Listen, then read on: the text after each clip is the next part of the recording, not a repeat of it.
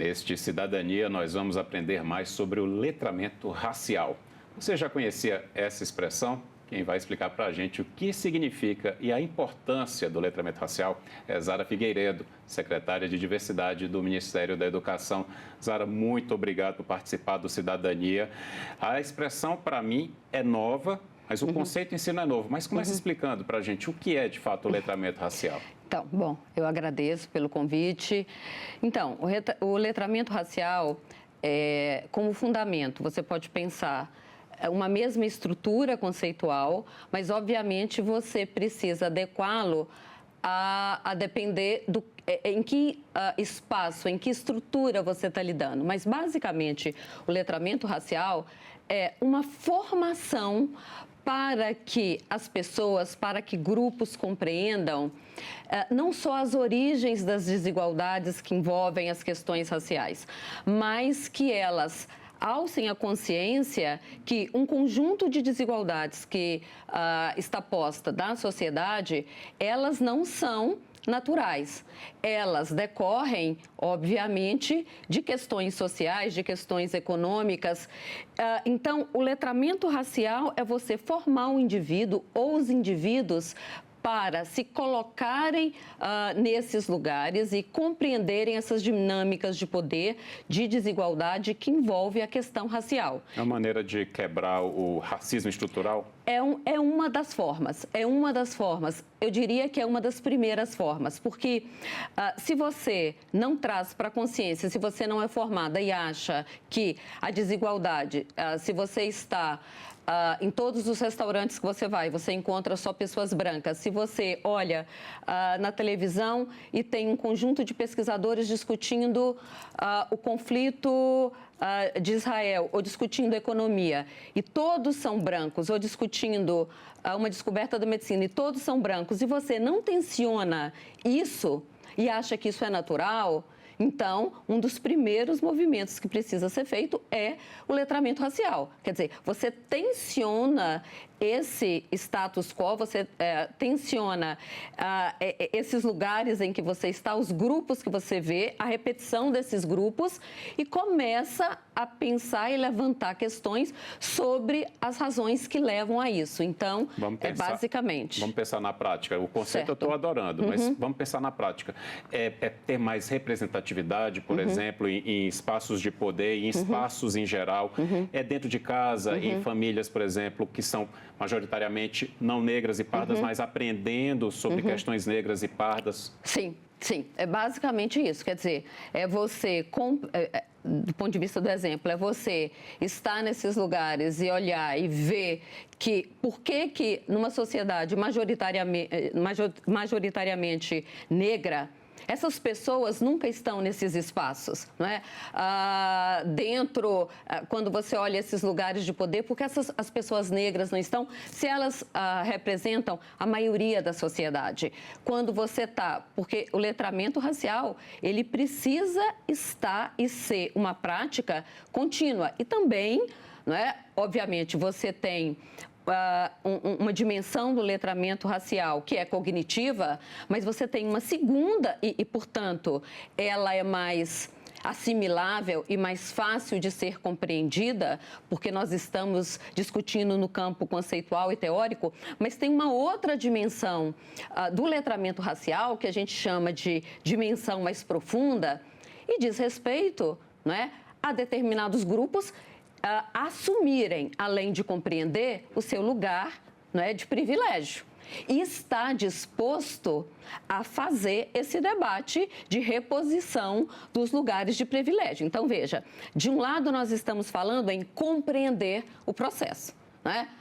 Compreender por que numa sociedade majoritariamente negra, nos espaços de poder estão sempre pessoas brancas, nas galerias das grandes instituições brasileiras são só pesquisadores brancos, os cargos mais altos das instituições são pessoas brancas, quando a maioria é negra. Então, estatisticamente, isso não faria sentido, não é? Bom, essa é a primeira parte do letramento, compreender, não é?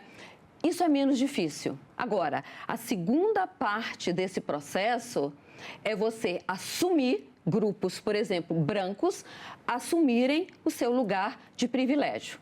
E um terceiro movimento ainda mais profundo é aceitarem fazer alguma renúncia para reordenar esses lugares de poder dentro da sociedade, na tomada de decisão. Vamos falar um pouco, então, desses 3 espaços especificamente. A gente vem já de algumas décadas que a gente conseguiu implementar a política de cotas em várias esferas. Sim. Na sua visão, o avanço é positivo? Absolutamente. E te digo que não é uma visão.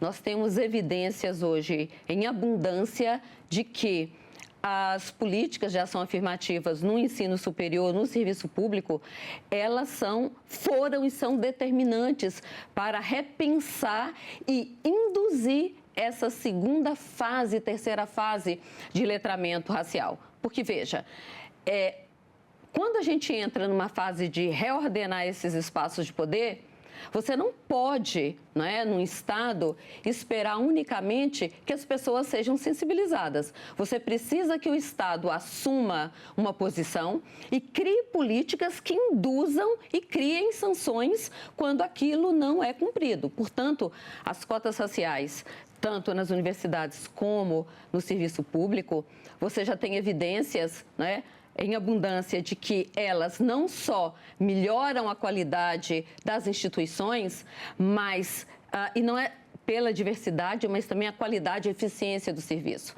Hoje, os cotistas, eles têm uma nota igual a estudantes brancos, o nível de evasão é muito menor entre cotistas, tanto nas universidades quanto dentro do serviço público, como eu disse. E a gente precisa sempre pensar que as cotas raciais nas instituições de ensino superior, elas têm, além de tudo, uma contribuição vital que é no padrão de sociabilidade de uma sociedade, não é? Tudo aquilo que a gente estuda em sociologia de coesão, dentro de uma sociedade, a coesão numa sociedade, o quanto você renuncia ou não a determinados privilégios, isso compõe o que a gente chama dos padrões de coesão numa sociedade. E os padrões de coesão da sociedade, eles são definidos exatamente por essa diversidade, por essa sociabilidade.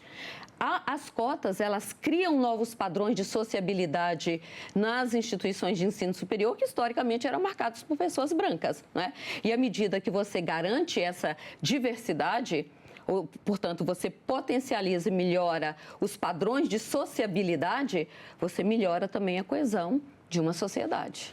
Vou aproveitar esse gancho aí dos privilegiados, historicamente, que agora estão tendo que rever esse papel. Certo.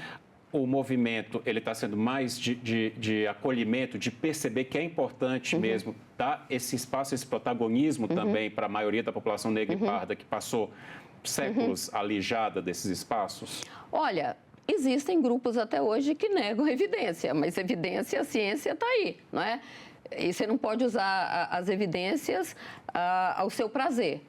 Bom, hoje a maioria da sociedade, ela entende e reafirma que as cotas são necessárias, que as cotas têm um papel absolutamente importante na sociedade e aceitam as cotas. Tanto é que elas foram atualizadas agora. Então, as cotas raciais, eu acho que há nichos muito específicos que ainda querem fazer esse debate sobre a qualidade ou então a finalidade das cotas. Agora, veja, esses grupos que são minoria, mas minoria mesmo,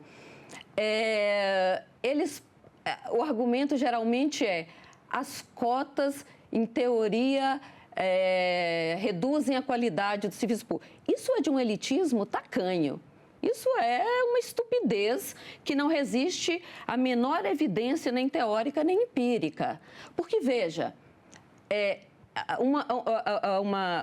por exemplo, eu dou um exemplo, um jovem X que entra, sei lá, num curso considerado imperial, como medicina, A gente chama dos cursos imperiais a medicina, o direito, a engenharia. Mas que entra num curso como medicina, que tem um número de candidatos muito alto, que precisa de uma média muito alta no Enem, esse candidato, esse estudante que entra na medicina, via de regra, Ele nasceu já numa família de classe média alta, que teve um conjunto de experiências culturais, sociais significativas, nasceu de uma família letrada, sabe uma língua inglês, se não duas, aprendeu inglês em intercâmbio, viajando com a família, e ele passou em medicina. Em muitos casos, inclusive, é possível que o pai ou a mãe venha da medicina também. Então, veja, o que nós temos aí, quando as pessoas questionam a cota, é dizer: a cota tem que ser, a entrada na universidade tem que ser por mérito. Ora, as cotas têm mérito. Não é que eu chego lá negra e digo, eu quero essa vaga para mim. Eu faço uma prova como todo mundo. Eu tenho alguns mecanismos diferenciados, mas existe um componente meritocrático nas cotas, é óbvio. Agora, quando eles questionam isso, então veja, se eu nasço, né, Zara, se eu nasço de uma família alfabetizada, se eu tenho experiências, que se eu faço intercâmbio, que eu aprendo inglês e estou num contexto muito letrado, ao passar na medicina, na verdade, eu não estou trabalhando o mérito. Isso é uma herança meritocrática. Eu estou herdando o capital cultural, o capital social e o network de onde eu nasci, e que me leva a entrar na medicina ou em outro curso. Então, chamar isso de mérito é um equívoco. Isso é uma herança meritocrática. E aqui eu não estou fazendo um julgamento. Não é um problema ter herança meritocrática, mas as palavras importam. Então, usar o discurso do mérito para invalidar ou colocar a cota em questão não faz nenhum sentido, porque o que a literatura vem nos mostrando que isso é exatamente uma herança meritocrática, não a meritocracia, como alguns alegam. É por isso que é importante essa discussão do letramento racial que a gente está fazendo aqui. Exatamente. Um ponto, a gente está falando muito de educação superior, mas é bom a gente destacar os desafios na educação básica para a população negra e parda. Vamos falar um pouquinho sobre isso, Zara? Nossa, esse é um tema, assim, agenda do dia, né? Agenda do dia. Porque, veja, os movimentos negros, historicamente, eles fizeram uma luta enorme para acessar o ensino superior. E é isso mesmo, tinha que ter feito, porque nós negros não estávamos nas universidades. Então, foi muito importante. Foi muito importante. As cotas são absolutamente inegociáveis. Só que nós não cuidamos muito disso na educação básica. E se o racismo é estrutural, ele está no ensino superior, mas está também na educação básica. Na educação básica, hoje nós temos 39 milhões de estudantes na escola pública. Então, veja, lá o racismo está posto. Obviamente que a forma que o racismo se operacionaliza na educação básica é diferente que no ensino superior. Mesmo porque um aluno de creche, ele não sabe revidar qualquer forma de discriminação como um estudante do ensino superior poderia, não é? Mas a forma de se materializar é diferente. Por exemplo, hoje, se você vê a média, nós temos uma média de uma diferença de mais ou menos de 6 anos, e alguns estudiosos chegam a 10 anos, mas nós temos aproximadamente 6 anos de diferença de aprendizagem entre estudantes brancos e estudantes pretos.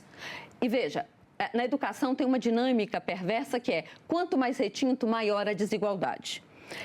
E por que esses estudantes pretos, sobretudo pretos, e aqui eu não sou a defensora da parditude, não. Existe uma coisa que chama negritude, ponto. Mas por que a gente desagrega? Porque na educação básica, quanto mais o estudante é retinto, maior a desigualdade. E por que isso acontece?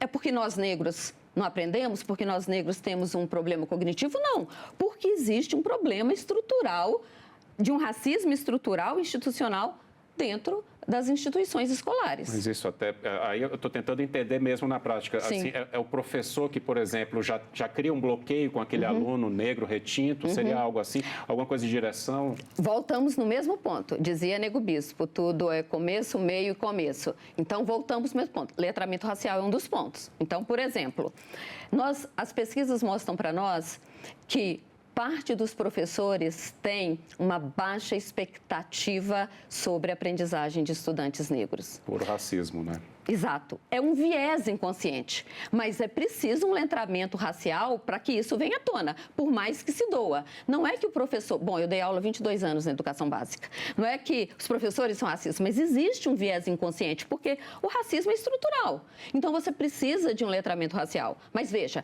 existe uma baixa expectativa sobre estudantes negros. E isso tem uma relação direta com a aprendizagem, porque eu, como professora, quanto mais eu espero e demonstro para o meu aluno que eu tenho alta expectativa sobre ele, mais ele me responde em termos de aprendizagem. Até porque você investe mais nele. Nele. Né? Ele sente. Quando eu sou professora e vou corrigir um para casa e eu começo a levantar questões do texto que eu pedi, se eu nunca pergunto para um estudante negro, e essa questão, o que é que você acha? Como é que você enxerga isso? Mas como é que você faz a análise desse ponto? E se eu sempre direciono minhas perguntas na discussão de um texto em sala para estudantes brancos, obviamente, eu estou indiretamente mostrando que a minha expectativa é só que um grupo de estudantes ele me responda. Mas isso é uma fase, não é? É uma parte da coisa.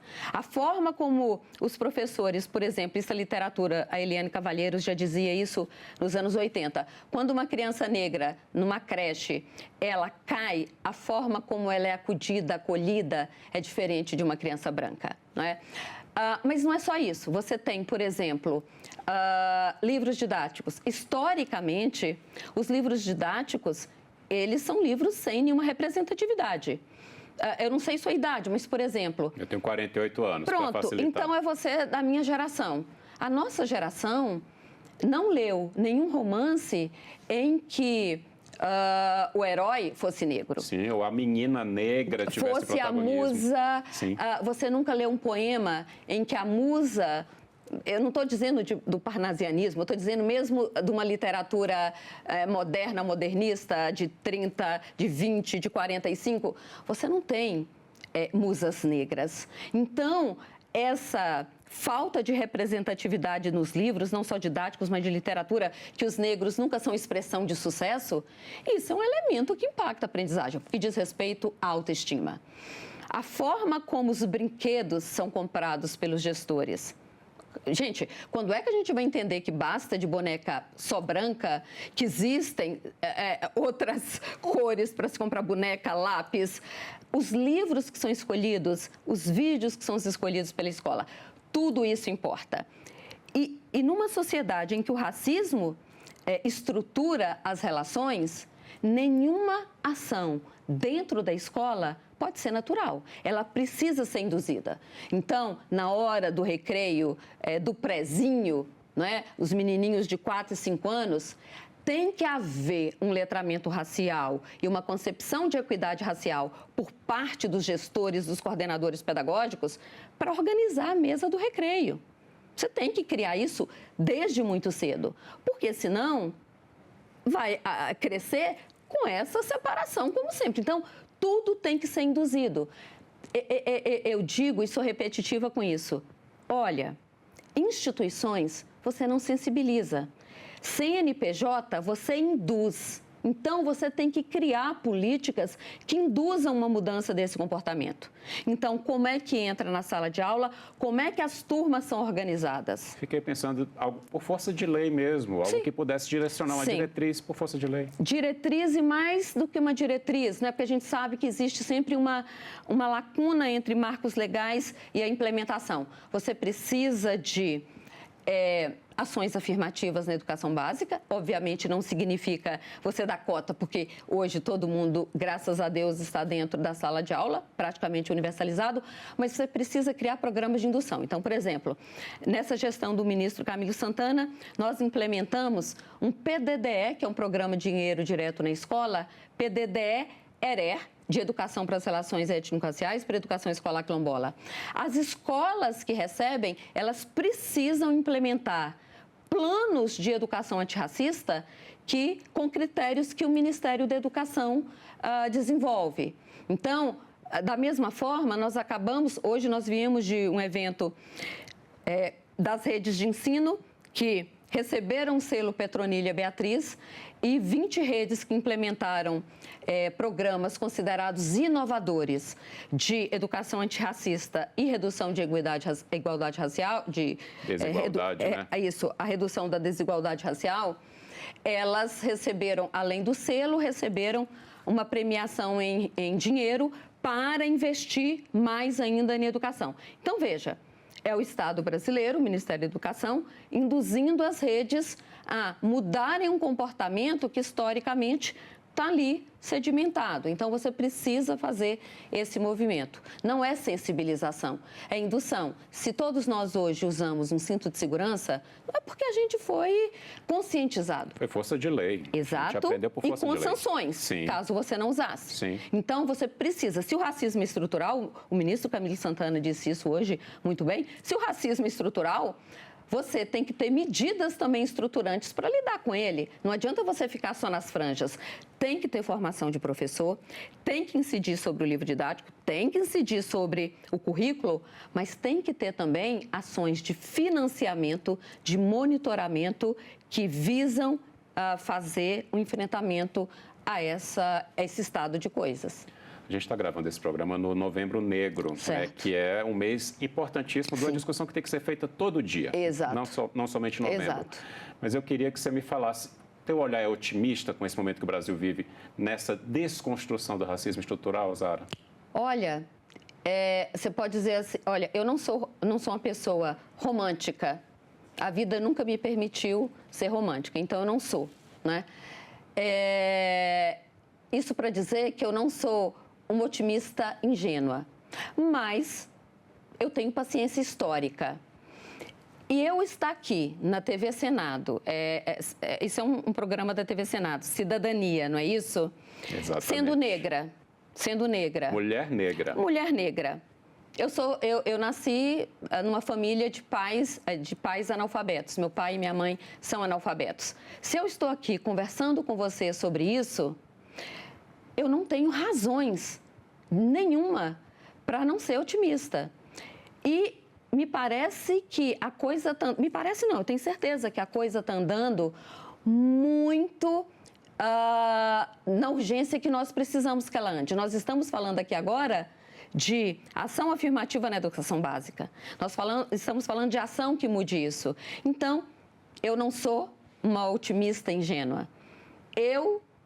A experiência não é transferível, mas eu estar aqui conversando com você nesse momento, como secretária de um ministério importante como o Ministério da Educação, sendo uma mulher negra do Jequitinhonha, vindo de uma família de pais analfabetos, me mostra que eu não tenho razão nenhuma para não ser otimista. E não é uma otimista ingênua. Imagina o tanto de Zaras que você não está inspirando agora.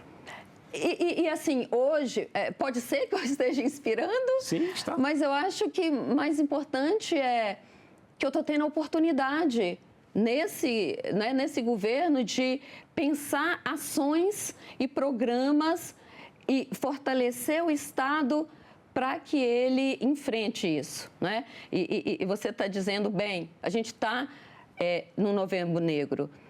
E estar no Novembro Negro exige de nós um movimento necessário, que simbolicamente, é muito importante usar o mês para reafirmar todos esses compromissos que uma sociedade tem que ter com a pauta antirracista.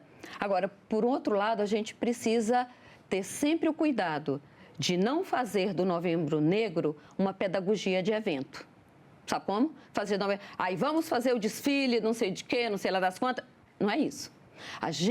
Ele é importante para a gente simbolicamente reafirmar esse lugar, mas a gente só enfrenta o racismo se isso for algo estruturante, portanto, do ano todo das escolas, das universidades, do Senado, da Câmara, das instituições. De todos nós. De todos nós. Sara Figueiredo, muito obrigado pela entrevista. Eu que agradeço, foi um prazer. Todo meu. Eu também agradeço a você que nos acompanhou até aqui. Este programa está no site senado.leg.br/TV e também no canal da TV Senado no YouTube. Aproveite e se inscreva no canal para garantir seu acesso a informação de qualidade. A gente se vê no próximo Cidadania.